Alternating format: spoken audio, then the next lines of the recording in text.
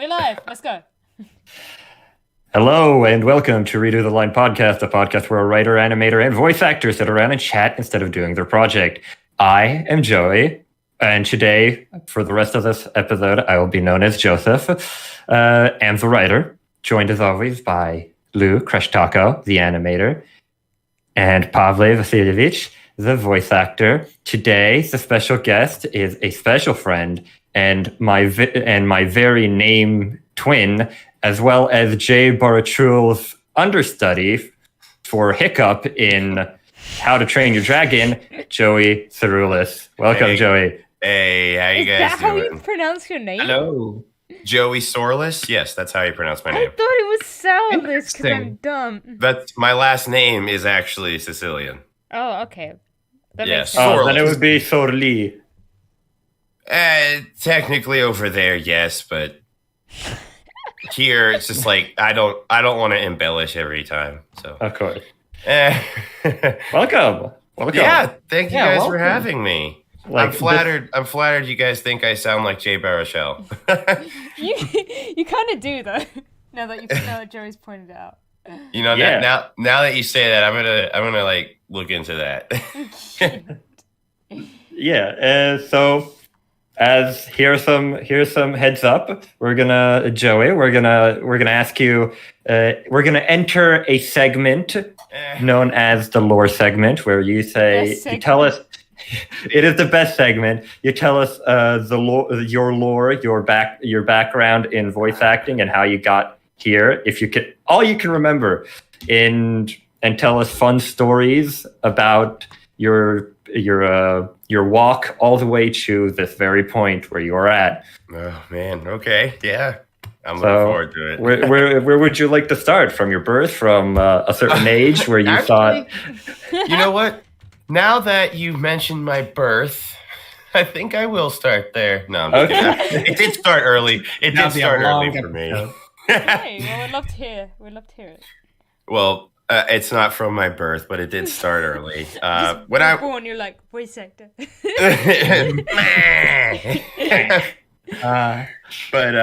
Yeah, so it did start early for me. I've always been fascinated with ever since I was probably around 6-7 years old. I was really into cartoons and movies and stuff, but not for the same reasons everybody else was.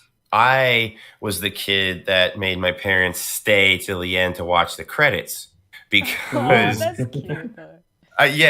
because I wanted to know who played who. I was just so You fascinated. got my respect. Thank you. I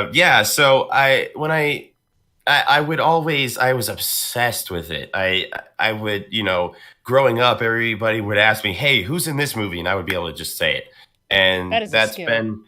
that's been a really big thing. 1 second, hold on.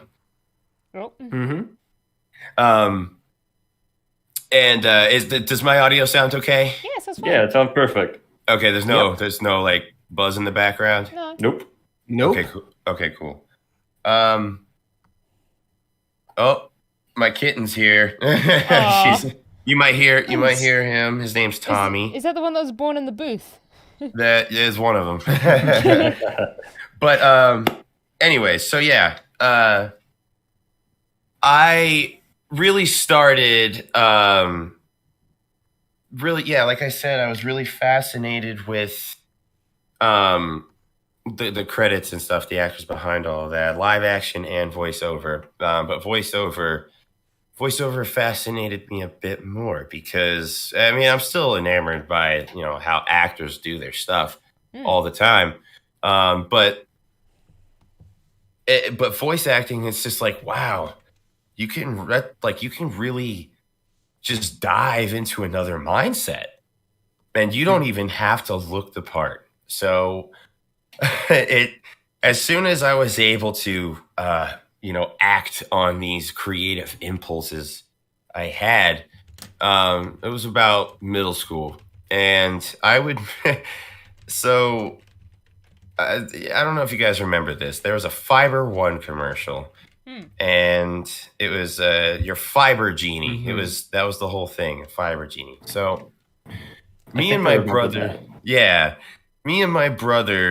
just was like, that guy's face looks ridiculous. Like, it's just like, yeah. And we were also watching a show called 1,000 Ways to Die at the time. And we were like, what if we made a show called 1,000 Ways to Kill Your Genie? And it was this little crappy 14-year-old first. Yeah, it's just like the first foray into using programs. But I've been doing this ever since then. I've been working with video editing, audio editing, and it's my day job. I'm an audio and video editor as a day job, freelance, as well as voiceover. So after I worked on those videos with my brother, it didn't feel like enough to satisfy me. I needed to keep pursuing this, and I it's a little hazy, just with all the details. But eventually, I started doing comic dubs on my YouTube channel. I don't really promote that with my voiceover. It's just sort of like a private thing for me, and I don't promote my YouTube channel. It's just for fun. If you find it, you find it. Oh well, but to YouTube. A nice creative outlet. Yeah, some of my videos have a lot of views, and I like to voice in them, and I've been using this channel to sort of like widen my voiceover range. Like, from a stoic hero to be serious and gritty to like a wacky teenage kid. Just doing I love that. Thank you. Just all these little things in between. Like, I also was fascinated with accents. My dad would always do these various accents around the house, and one of those accents were Russian. I've learned how to do Russian accent very well, and it's almost second nature to me. But That's good. thank you. And like Australian, I'm still learning a bit, but I like to practice these accents to try to just get into them naturally. And it really, these characters, these comic dubs have helped me so much in understanding different types of characters. And, at some point I was like, you know what? I can't make these comic dubs my focus anymore. I need to take that leap, and I need to start auditioning for things. And amidst all my practice, I've gotten a few roles. I played Christopher in Lust from Beyond Prologue. It's a video game that a new version's hitting consoles soon. So check that out. Yeah.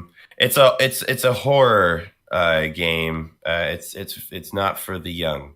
I'll tell you that. But that was my first. Check that out. Yeah, It could be for the young, Yeah. Start him young.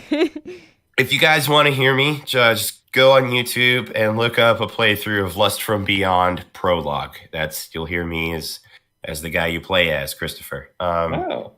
But yeah, that was my first big role. That was my first one, and then shortly after that, I got another one in another video game called Hyper Parasite, and this game's on consoles as well. And it was known for being notoriously difficult because there was no save points whatsoever. That is no pain. matter how far you got into the game, if you died, you went all the way back to the first level. Bruh. And it got so big. They made a commercial. It's just like, we made an easy mode for you pansies. It's like, Oh, it was is that funny. the one where it bullies you for going on easy mode? Or is that something else? That might be something else, but in Hyper Parasite, I played a spoof on Ronald Reagan as President Ray I've Gunn. seen that. Is that in your animation reel? Yes. And he sounds like this. He's a president of the United States. He's really gritty and old, and I wanted to get that Reagan energy there because that's exactly who he's based off of. You got a lot of range, I've got to say. Like, Thank you. And that came with some practice as well, and I'll dive into that here in a sec. But after I got those roles, just like basically 3, I hit a dead spot. I wasn't getting any work. I was auditioning, but I at that point was just focused on. Like, I was like, I gotta get a role. But I don't know. At some point, I just stopped focusing on that. And I just started having fun with the auditions. And I really sat with the characters. And this other game opportunity came out, the voicing called Witchfall. right. And Yes, I remember this one, I think. That sounds familiar. Yeah. I auditioned for a character named Zianfor. He's a little red devil dog. And I'm sorry. My New York accent came out when I said dog because I use my New York accent for Dog. Zianfor sounds like this. He's a mean little devil dog.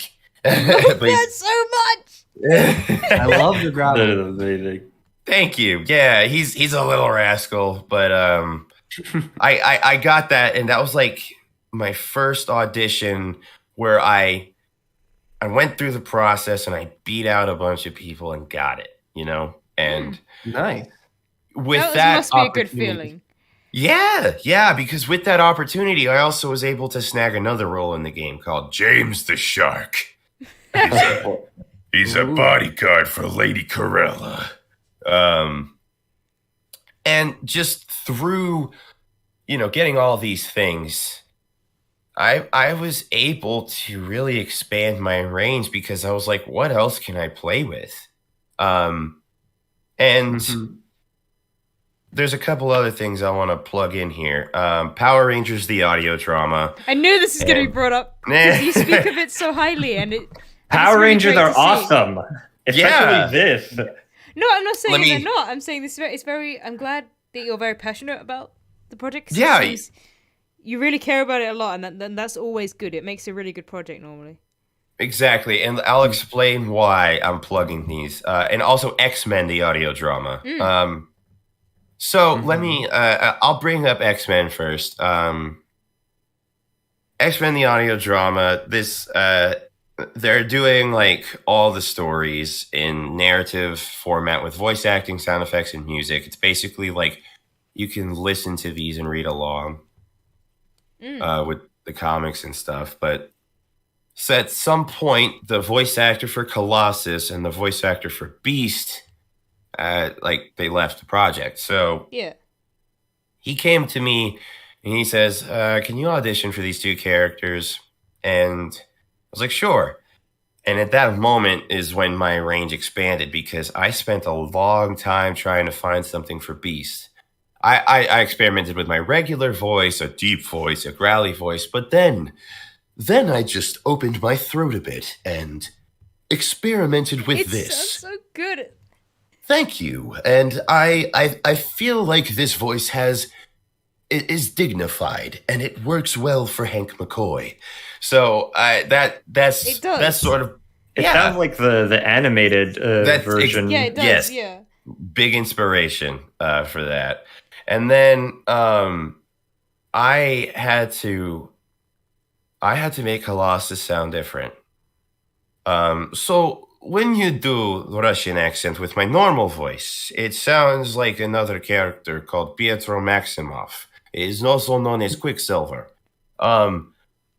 So I decided to go a little bit deeper and slower. And I am Piotr Rasputin, Colossus. And I spent a lot of time on that to make sure it was different from Beast. So in the end, he was like, these sound great. You want to just play both? And yeah, so that must have been a great feeling. Yeah, for sure. And that's sort of going on as well, saying that, as I'm going through the motions and auditioning, I'm expanding my range every day. I'm learning new things. You're always learning, and experimenting is key. Yes, practice, experimenting, all that stuff. Mm-hmm. And Power Rangers: The Audio Drama. I play Tommy Oliver, the voice of him, and this basically takes the original show and adds beef to it. It gives the original show substance. Instead of Tommy's green power candle going out, he leaves and then comes back mysteriously as the White Ranger. In this, he's fighting Lord Zed. Goldar stabs him in the back through the chest, kills him, and they use the white tiger coin to revive him. But that also has consequences. And it's just so geniusly written. Like, there's not just Megazords and monsters fighting in the street. There's also civilian casualties in the street, military interference, government interference, all that kind of stuff. And this story, it has been such an honor to bring this version of Tommy Oliver to life. It's so cool to just have this version of the character that has its own original story. Yeah, so I'm sure you said that this is one of your favorite roles to play. Yes. I've been playing Tommy a little over 2 years now, and I haven't been through so much with the character as much as I have with Tommy, because I've laughed as Tommy, I've cried as Tommy, I've screamed in anger as Tommy, I was evil as Tommy. I went through it all with him, and you don't really, and it's not an official Saban production, but I'm doing, man, hold on. I need to think. Okay. I don't know if I need to be careful how I phrase this. Okay. My voice is in a movie being released on Amazon with a former Red Ranger in the lead role.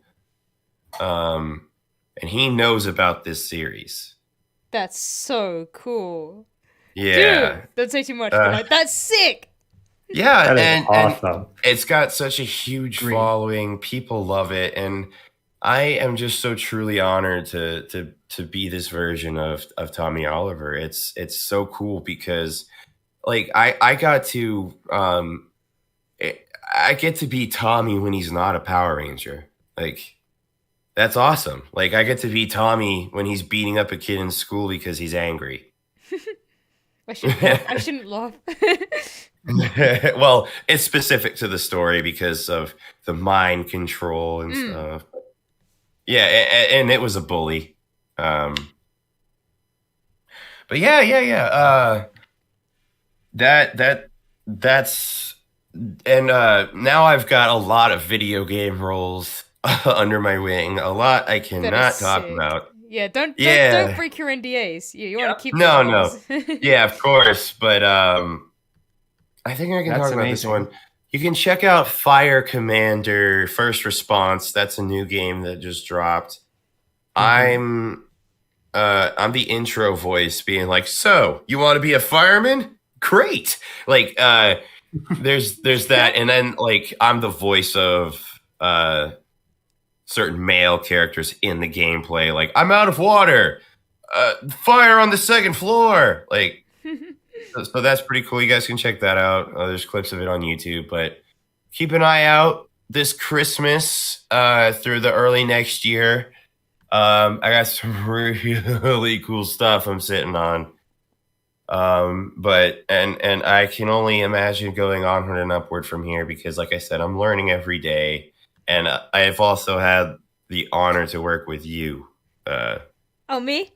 Yeah. Hi. Oh, yes. That's right. Yes. Hopefully, someday we'll actually get around to that. And I'm thinking we might be able to, during either next summer or once I finish the current thing I'm working on, because I have more. I want to polish it more, and at the same time, I'll have plenty of time. With really long summers as uni students in the UK, it's about 4 months long, so plenty of time. Yeah, lucky you. Anyway, like you Joey, you talked about like stretching your voice and like finding your range. Have you like ever used tabletop games like D&D and such you have to bring D&D to every podcast to help in such a way or anything, or have you just been using your voice acting gigs and such to expand your? I'll tell you what. I don't play those games because I don't have a lot of friends. Okay. Oh, no. Yeah, and you have to play once. Come on. Yeah, but I like to look at on YouTube of Critical Role. Just how that stuff kind of plays out, and it does. I could totally see. Like, I have a few demo clients that actually have that background, and they're very good at voiceover. And yeah, of course, that is a big thing that a lot of voice actors do, because it is acting pretty much. But for me, I have a photographic memory with certain things, and it's through watching shows. I'm not just watching the show to watch the show. I'm also looking at new acting techniques. I'm also listening for different types of inflection with different types of characters, and I sort of like I look for that stuff like, oh, that's a cool way of saying that. I should incorporate that into this character. I had a chance to do that in this game that I was a part of called Rocky Roads and the Cracked Case. It's on Newgrounds now. You can play it. Oh, Newgrounds. Beautiful Newgrounds. I play a guy named Sullivan, and the whole thing in that is it starts out as this point and click noir game where you talk to Sullivan on the phone. He's like, I was hoping you'd pick up. It's Sully. And some things happen, and blah blah blah blah blah. And then this some things happen. This guy drops this gem, and then all of a sudden it turns into like a dating sim. What? And yeah, wow, okay. and the main character's just as confused. He's like, "What the hell?" and my character becomes like the school principal. And it's like, class is about to start in 3 minutes. Don't be late. And I was like, oh, okay. So now I gotta make him like anime. But then after that, it turned into a racing game. And Sullivan was the pit boss, and he's like, this sounds you have fun. to avoid the wall, Rocky. Turn, Rocky, turn. Oh, I've seen that one on the. That's an interesting idea. Yeah. And then it turns into like Cooking Mama, but it's Cooking Papa with my characters. Like, welcome to Cooking Papa. All right. Today we're going to be making a cake. That sounds like so much fun. It was one of the funnest gigs I have ever had.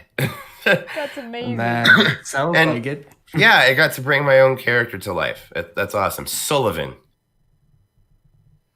That's a cool name. Yeah, and my character, Cooking Papa, has his own GIF. That is sick. Yeah, that is the peak of life if you get like if you get your own GIF, in Cooking Papa. But yeah. Also, one thing I wanted to touch upon. First of all, accents. When you did them, I was pogging in real life. I'm always amazed by anybody who can pull off accents like that, because I suck at them, basically. It's something I want to work on, but I never know how to approach it. I know that, of course, I need to practice and do them, but how did you go about that? Like I was saying before, I have sort of a photographic memory, and that's just sort of helped me. But what I suggest is when you're doing accents, think about where they're located globally, what they're between, the cultural influences in between. Like a Middle Eastern person, they usually sound like this. Middle Eastern they roll their R's. But that is close to, it is in the vicinity of that side of the world where Russia is. And you can hear some language sharing, like Italians and Spaniards. Yes. And it's really just focus on how the vowels sound first. Like when I'm doing Australian, the A's, the R's, they're like the ah, like you just go in ah. So the park, the Barbie. Okay, now you got me wondering. Can you do British? Yes, I want to hear. Well, I think you've heard my Cockney. I think I'm pretty good at that. That's not bad. No, that's not bad. Thank you. Yeah, I've been learning how to do Cockney. I'm not perfect, but... You're not far off. You sound a bit northern, but you are getting there. I'm also northern here in America. Southern isn't the standard, Lou. No, well, I mean, no, because Cockney's in the south, so... When I talk to my friend Carl... he has sort of this a bit posh. He talks like this. He's got a bit of a. I don't know if he's close to Yorkshire or Yorkshire. Or No, Yorkshire's a northern. I know. Yorkshire. I know Yorkshire's the are like Yorkshires talk like this. And like that. Yeah. Like we're gonna go to the bath and stuff. Oh, you want to go to the bath? That's the only way I can say do the accent by saying bath. But my classical English, I can do sort of a regal type. Not perfect, but it's something. That's something I'm still working on, but I definitely have my strong suits. I can't improv German, but if I have a script, I can do it. Ooh. If you need me to bully you into English accent, I'm absolutely down. Well, I will. I'll leave that up to the English voice actor. Yeah. German is an interesting one. I'm not sure. That one. Also, fun fact. You know, I think you are friends with our guest from last week, Andre Luke Martinez. Yeah, love that guy. We haven't talked in a minute, but we worked together in the past a lot. He's very cool. What did you work on, if you can speak of it, of course? We've been in some comic dubs together.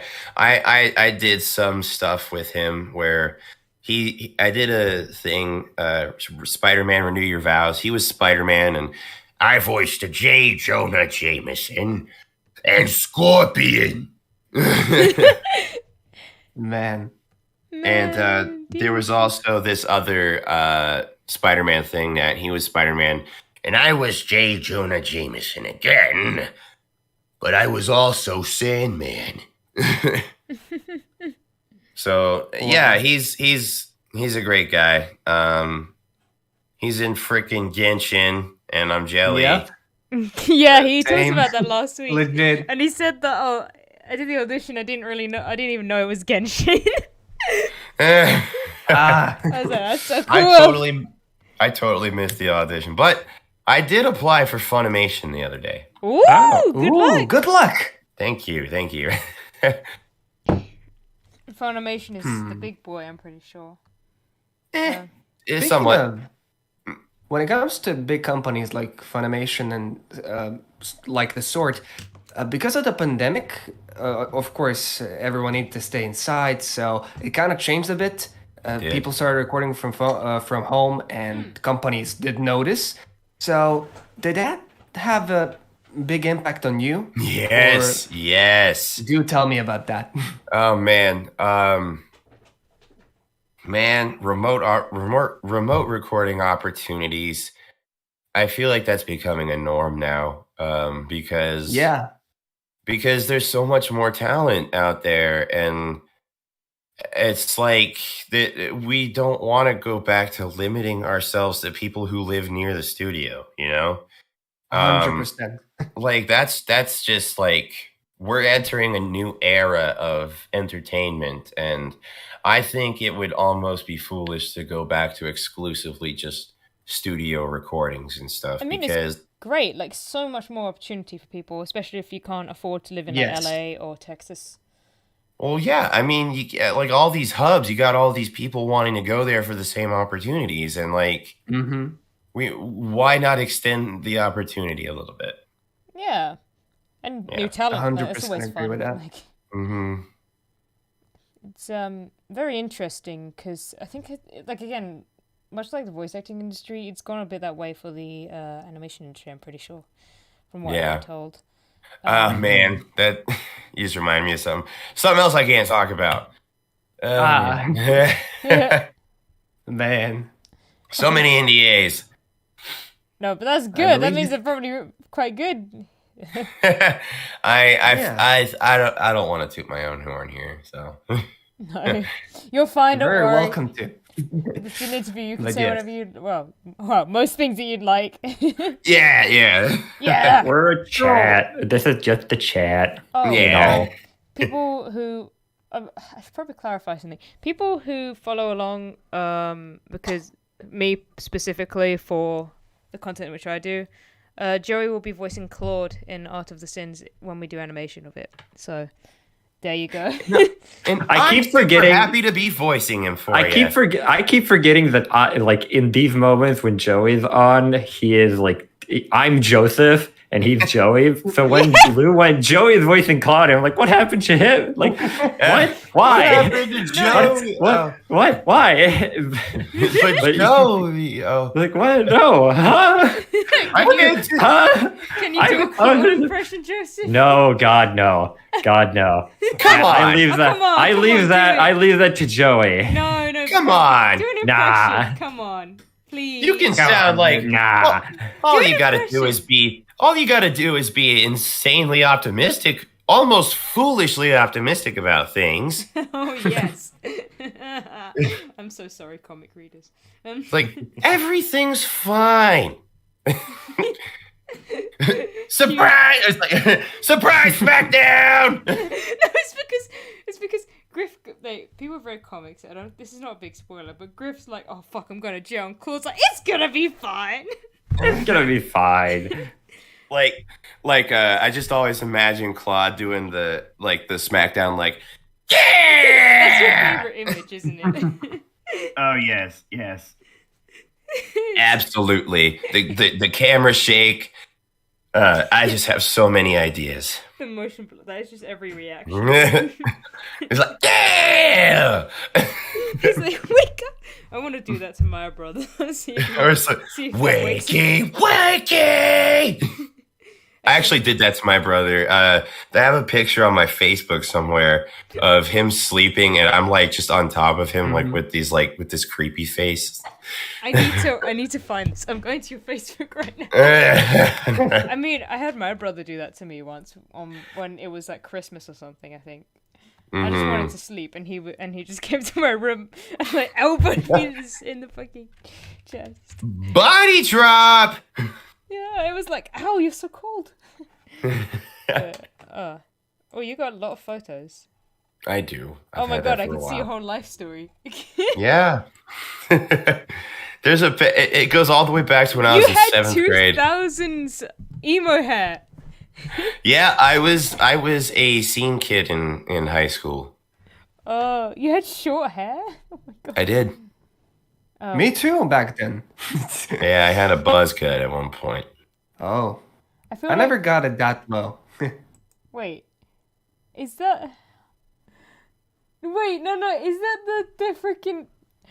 There's one picture on here that's so 2000s. It reminds me of like a Tumblr post where it was like 5 friends and like they had a van and I can't remember what it was. But I used to be in a band too, so you're probably seeing band pictures. Yeah, there are some here. I'm trying to find the picture that you specifically stated. Man, it's really weird. What were you doing? You can see the progression of like life. You Eh. play the drums? Yep, I do. Oh, you still do? That's I was really going to ask about that. Yeah, I haven't been able to hit the skins lately, but I still got it. You'll do it Nice. eventually. I can't find the picture, and you don't have loads of pictures, but it's somewhere. Also, Joey. Yeah. This reminded me when you said Facebook of social media, and that's a sort of stuff, because I believe you're going to agree that 70% of what we do is marketing and being out there. So what can you say about your experience with social media, and how's that going? Facebook sucks. That's what I want to start with. All right. All Facebook is for your relatives and conservatives and liberals to fight. And I don't want to be a part of that. No, but you know, So, but but it's entertaining because I go in there and I see my granddad like writing like massive paragraphs about politics on there, and it's the most entertaining thing. I can't personally do that. That's too much for me. So I stick. Funny. Yeah, I stick to Twitter though, and wait, hold on. Let me get this straight. You choose Twitter over Facebook. Yep. What? I do. What? I got a word to say about that. Are you okay? Well, I find a lot of my work through Twitter, and likewise, I'm able to engage with my friends, fans, and other voice actors through Twitter very easily now. I'm almost at 1,000 followers. Good job. That is a good point. And I'm going to be holding a class soon, early December. I haven't gotten all the details yet, but I'm going to be doing a little workshop. A lot of people seem very interested. The post I made blew up. Ooh. So I'm going to be holding a class probably on Discord. It's admittance is free, but tips are appreciated. This is my first class ever. But I want to give people the opportunity to know what goes into making a good audition and making it stand out, and how to self-produce your auditions and make it clean, make it sound good, and just the basics. And that reminds me, you do audio producing as well, right? I do. And we have Pavle, who's an audio producer as well. So. Oh, I produce demos. Oh, me too. Yeah, nice. Yeah, I'm working on a couple people's demos right now, actually. Nice. We're gonna talk about this after that. I work. I'm really, really good friends with Randy Greer. I'm plugging him. He's an amazing audio engineer. Very bad with names. I might know him, but yeah, he's awesome. I actually found out we're from the same tribe. We're both Blackfoot. Oh, that's cool. Yeah. And I've been working with him. He does really professional demos, like agency quality demos, and through him, I'm able to do those now because I learned a lot from him. I relate so much to that because the way I got started is I commissioned a demo from somebody else for myself when I was starting out, and I met Tony from Immerse Productions. Not sure if you know him, an amazing producer, and he realized how much I'm passionate about this. He took me under him, gave me so much advice, and yeah, and that reminded me what you said about that person giving you the opportunity as well. So that's nice. Yeah. I listen, just like I said, I have a photographic memory. And I listened to sort of how he did things, and I'm like, oh man, like he had all sorts of panning and the way everything was mixed, and it just really encouraged me to just like be super scrutinous with my audio production, and I just really can't wait for everybody to hear these demos. I've got in the works for people. I'm excited. Yeah. I've also been demo scripting. I write demo scripts for people. Oh, nice. Yeah. That's nice because I like to go to the back room of my house with a cup of coffee about like 5 a.m. and just work a little bit, and it's nice. It's quiet. You have the energy to do that? Wait, 5 a.m? I fall asleep in my cereal at 9 o'clock in the morning. Well, like with me, I work a lot. I do, and then like as soon as I hit the sheets, I'm kind of out. Like, boom, and that's like 9, 10 o'clock at night. That's dedication. I mean, it's almost 11 here. Yeah, it's only like 6 or so here. Do you sleep 6 early p.m. Or, I don't try to. My body just makes me. Okay. My fiance. You what? It's nice that you find a rhythm that works for you. It just kind of falls into place. My fiance, she'll be like, you're going to sleep, and I'm like, I don't mean to. And I just like crash at like 8 o'clock, and then I'm fully wired at 3 a.m. and I'm just like, ugh. No, that's amazing though. I mean, that's quite a healthy schedule to be in. I feel it could be healthier, to be honest. Really? There's like people who go to sleep at like 3 a.m. as a regular. I think, well, at least you have that consistency. Like, it's for me, it's just luck of the draw, you know. It doesn't always work out, but sometimes I just can't sleep, and then if I can't sleep, I just work. You know. I mean, as long as you try not to overwork yourself, that's the important. Well, yeah, I mean, and it's hard. I do overwork myself. I'm not gonna lie. But health is with wealth, my Joey. work, it's true. But I don't feel it doesn't feel like work as much as other things, you know. Oh, I get what you mean. Mm-hmm. Yeah, I completely understand that. Actually, like I'm always wanting to come back to do this stuff. So, and it's like, this is my path. This is what I'm meant to do. Well, if it's your passion, then that's great. Just take a break every now and then. Burnout is the real problem, yeah. I do my absolute best. I take breaks to play with the kitties and walk around, go outside, get some touch some girls. Sweet.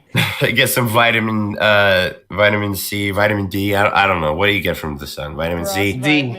Vitamin D. One of those vitamins. You touch some grass when you go out, yeah.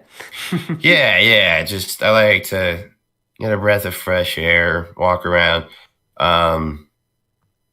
Also in my house, I run everywhere I go. So.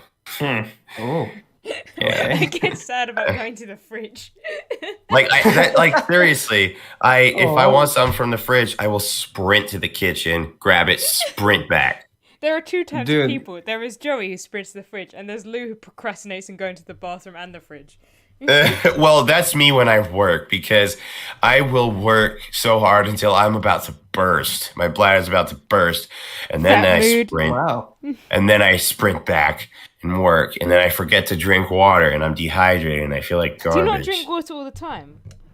I try, but like work gets in the way, and I get hyperfixated. While they record, you drink, I assume. Coffee. Oh, I love coffee. Yeah. I mean, it has water in it, right? Yeah, it's port water. Yeah. Oh my god. So, Joey. Yeah. What? Oh, my bad. I'm sorry. Joseph. Yeah, okay, Joseph, Joey. Okay. I keep perking up whenever I hear Joey because no, you're good. No, it's good. It's just my brain going, hey, they're calling you. No, they're calling the other Joey. Yeah, Joey. Joseph. Joel. So, I was going to ask, what digital audio workstation do you use for mixing? I use Mixcraft. Mixcraft Home Studio. I don't remember the number. I think it's 8. Mixcraft 8. It's a nice. I've never heard of that one. Not a lot of people do. It's a really good software, but I outsource to other programs. I use Vegas for certain plugins. Vegas is audio editing as well. Well, it's video editing program. You can edit audio on there. It's just on the track itself, and you can render it as an MP3 or WP. Oh right, so it kind of works at Premiere. And the noise removal on that is fantastic. But the effects library in Mixcraft, you know, if you purchase it, you also get a whole sound library and a music library. Ooh. Yeah, not sponsored. How much is it, by the way? They have a lot of good deals. The newest one you might go for $100, but if you get like the one I have, it's like maybe 45. Oh, that's amazing. Yeah, it's not like, I mean, you could do Pro Tools and stuff, but I'm not, you know, I don't need all those plugins because I know how to do it manual. I use Reaper myself. It's very affordable. Yeah. Reaper's great. I kind of got used to it. Now I use it always. I've been using Mixcraft ever since I was, like I was talking about earlier, like 14, 13. Wow. Yeah, and I know that program like the back of my hand. So I think it's I'm able to Reaper when it comes to me. I think it's funny that in the it seems like the demo mixing community, you guys are like, oh yeah, that program's quite nice. That's cool. Yeah, that's cool. And then the art community is like, no, Adobe is shit. And then there's like, no, it is good. It is a powerful tool you should use. And there's no in between. Right, yeah. Extreme. It do be like that sometime. Yeah. I mean, have you got any advice for people who want to do voice acting or audio mixing? In our last 15 minutes. I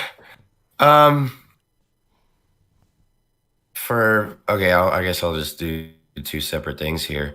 If you want to get into voice acting, just please pace yourself. Don't get ahead of yourself. It's going to be a long ride. It will. I've been at this for such a long time. I'm not SAG-AFTRA certified yet. I want to be, but I'm not. That's the goal. Yeah. But I'm at a good spot, and I'm climbing, and that's all I can ask for. And it can suck starting out. It really can. But invest. This is an investment. Invest in a good demo. Invest in good equipment. Invest in treating your space. Because all of that is going to make for a good sound. But also, do this because you love it. It's not for everybody. It's sure the idea of standing in a booth or sitting in a booth. I don't want to be discriminatory. I'm on the standing side. I'm actually on the sitting side, and with powerful performances, I move the stool out and stand up. But all right. Yeah, it's so much more than that. It's not just standing behind a microphone or sitting, and so many rejections and emails. There's auditions, send and forget. I preach. Yes. Yes, send and forget. That's good the method. Best thing. Yes, that's the best thing you can do for your soul. It's a mindset you need to adapt. Unfortunately, there are those mooks that like to say, unfortunately, you didn't get cast. It's like, thanks. Thank you for letting me know that. And it's like, I mean, that sounds like effort though, because you have to email that to like a bunch of people. If you assuming many don't do that. The intentions are good, but it doesn't come off great. The thing is, it's like, sorry, go on. Why do you go through the effort when like you've probably got quite a lot of people auditioning? I mean, if you have an average project, there's probably going to be about like maybe 20 plus people audition at least. That's effort to email all of them back. Yeah, I also wanted to add through I know a couple of voice actors who so here's a couple tips. posting about not booking is gonna perpetuate that. The chat Nobody. No, I'm joking. Like if you post about not booking all the time and you're just saying, I suck as a voice actor, nobody's ever gonna want to hire me. Yep. I can't audition for that. If you just consistently doubt yourself, nobody's gonna want to work with you, because who wants to be around that kind of energy? Like, yeah, sure, those people need a boost, sure, but speaking from a casting director standpoint, that doesn't give off great energy. And Yep. you need to clap for others until it's your turn, because we're all in this business together. And it's not about what we want as voice actors. It's about what we can do for creators as voice actors. Someone finally said it. No. Yes. Can we bring your character to life, and will our voice do it justice? If not, I don't want to do this. I mean, it's a business at the end of the day. Like, yes, it's unfortunately, the realistic thing is there are plenty of voice actors out there, and the ones that are easier to work with, as well as, can get the job done, will be the ones chosen. That's just how it is. And that's exactly what I've been told from people who work in the industry, as well as an opinion a little bit as a director. It's like applying for actual jobs. It's showing that you want the job, and you got to show that you can do it, that you're qualified, that you have the stuff needed to do the job. And by saying like, I'm not booking, and that kind of goes hand in hand with, if you think you have nothing to learn, you've learned nothing at all. You cannot stay stagnant in this business. You always need to look for ways to improve yourself, and you can't think of yourself as invincible and that you don't need to change. You always need to look for new techniques and look for things that you need to work on. Take criticism. It's hard, but it's gonna build you up. I think that's just good general advice, to be honest. Yeah, I mean, and then there comes the thing. It's like, don't be a dick. I mean, yeah. Like, some people need to hear that, sadly. That's true, and there's a lot of people in this industry that have no tact whatsoever. So have some tact if you're going to help out your fellow voice actors who are just starting out. Mm-hmm. But the important thing is, you are the face of your business, and you are going to get as much business as you allow yourself. So you have to make yourself, you need to make yourself marketable. Yes.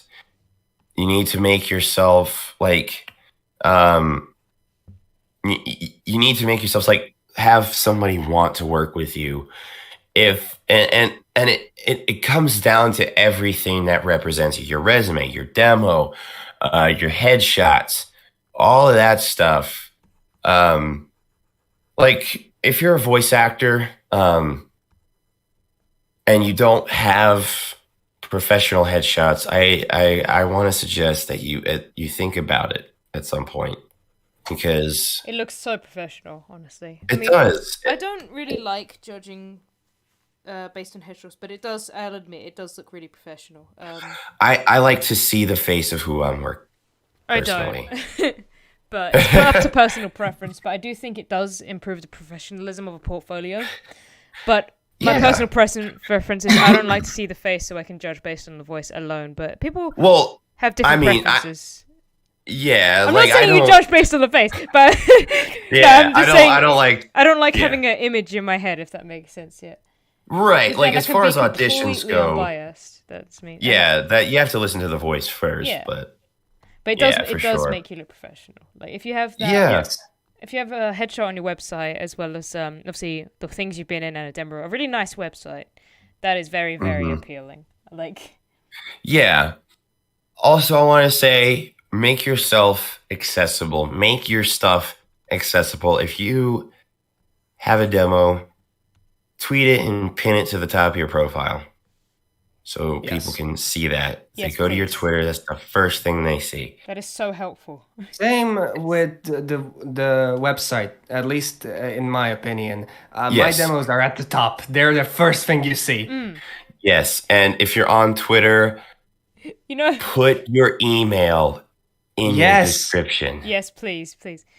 Also, fun fact, Pavle has a really professional looking Twitter, in my opinion, because thank you. When I first met Pavle, like before I actually talked to him, I thought that he was like a really famous, well-known voice actor because his profile was so good, and I was like, and then I'm like, oh, he's talking to me. Aren't you like pretty popular? And he's like, oh no, so we became friends. I've had a couple people say that about me. I actually submitted an audition once, and they were like, "Wow, I'm surprised you auditioned for my project. I'm honored to have a voice actor of your caliber to audition for this." I'm like, that's why thank you. That's why I had to think about whether I wanted to consider you for obviously the Claude role, because I was like, this is such a good voice. Like, it's so unique. And so me and Joey sat there like, should we consider him for Claude, because he could fit that role very well. And but yeah, and I don't personally think that I'm just this big high and mighty voice actor. I mean, I do it's a good way these to be humble. But yeah, like I was flattered by that for sure. It's I don't feeling like I don't want to be like, oh yeah, I am like. Oh yeah, you know me, just the best. And acknowledge your success, but don't let it go to your head. Yeah. I always encourage people to stay humble. It's don't make yourself undesirable, and just be a decent person, We're all in this together. Don't bash anybody. Represent yourself properly. Put your damn email in your description on your Twitter header. Please do it. It makes it so much easier. Yes, and when you audition for characters, audition for these characters. Think about who this character is and take a minute to sit with this character. And if you're doing multiple takes, make sure each take sounds distinguishably different. Yes. Please. Because the last thing you want is to waste the time of the casting director. Yes, that's something I learned recently. I was horrible about that. But now with I've noticed that I've been booking more, that I started doing that, and it's it makes directors' lives easier. Can confirm. Like you guys may have your feelings hurt by criticism, but by listening to that criticism, you're gonna book more. Yes. It's not personal. Like if you go to the right people, unless they're like straight up going, "Your work's shit," and not explaining why. Like if they explain why, you could consider that criticism. Yeah, I also encourage. It's different from that. I also encourage people, voice actors, don't have a big head. You're not above anybody. Like you're not above the newbie VAs, and I understand you can't talk to anybody, but like don't just only talk to people for a certain reason, Like if you can genuinely respond to somebody, do it. Like that's being human. There's so many amazing voice actors in the community like that though, who do respond and who are just amazing. I've been in games with pretty big voice actors that will not talk to me. Really? Yeah. They have the blue check mark, and I can't. I'm not. I guess I'm not. I don't know. I don't know. You're not verified in the eyes of... Maybe... You're verified in the eyes of Twitter, but are you verified in the eyes of God? maybe if I land a big Marvel Studios gig, maybe then I'll be worthy of a blue check mark in their attention. What if they just... I don't know.